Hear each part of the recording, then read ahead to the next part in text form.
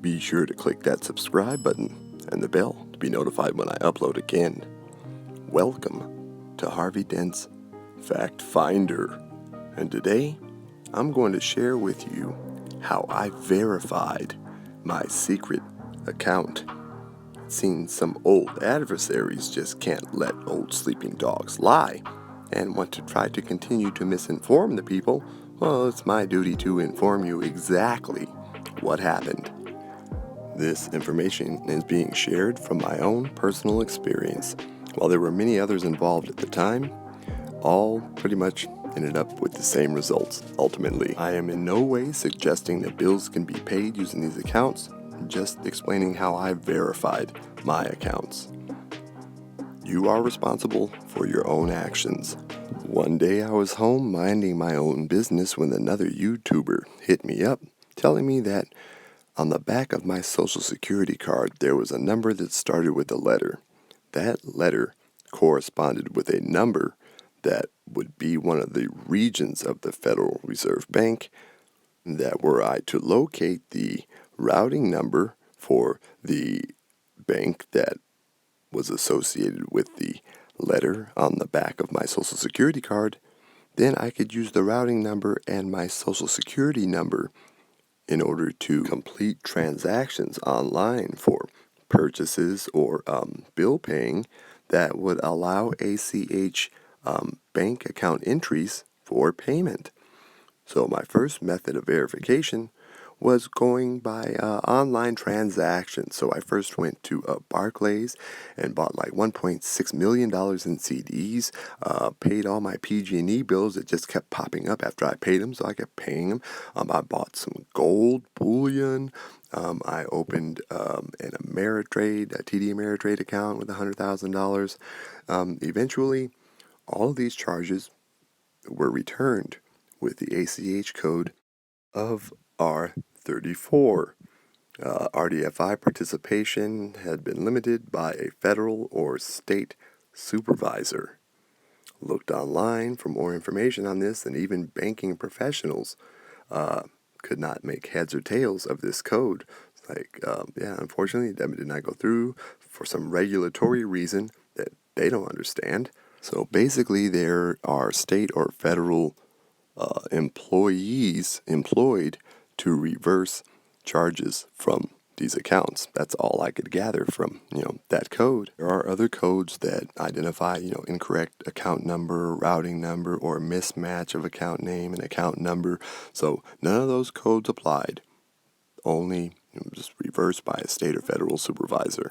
Now, the second method of verification was I got a bank employee to verify that the name on the account I was trying to access was the same as the name on the account at the bank that I banked at.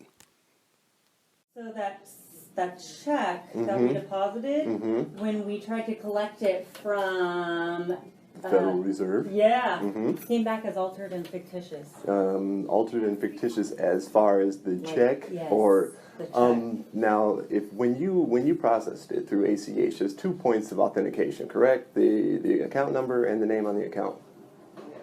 Yes, and they do a little more research, like when it comes to the signatures. They look at the paid account, but they didn't give us our funds. The Federal Reserve Bank, they did not give us our funds, so they returned it, and they would not allow us to do so. They wouldn't allow you to do what? To collect the funds. Okay, but the name on the account is the same name as here. Yes. It's so that's the check. The name on the account is the same name as here. Yes. They said that it's altered. It's on their end, unfortunately. I understand. Okay. But basically what I'm doing is I'm investigating, because the Federal Reserve, whether you know it or not, has an account in all of our names, worth millions, maybe more. And I've been able to pay bills. I paid like $2,600 in PG&E. I got a AAA card with it. See, unlike those whack-ass, fear-mongering, government-controlled opposition channels, I produce proof with my claims. I've shown transactions. I've shown that a bank employee has verified the account. The account exists. There are numerous accounts, actually. In fact, we ended up determining that we had accounts at pretty much every regional branch of the Federal Reserve, as well as the Federal Reserve Board's Federal Credit Union and the Social Security Administration's Federal Credit Union. I performed transactions on both of those accounts that were there, and even contacted them, trying to find out why my transaction had not gone through, since I was the name on the account. A lot of this information, a lot of these tests were deleted when my channels were lost, but luckily a few people re-uploaded what I uploaded, and I'm able to go back and grab a couple things here and there that makes my story much more credible than those that are out there bullshitting you about the non-existence of an account that's in your name without your knowledge, from your straw man that doesn't exist.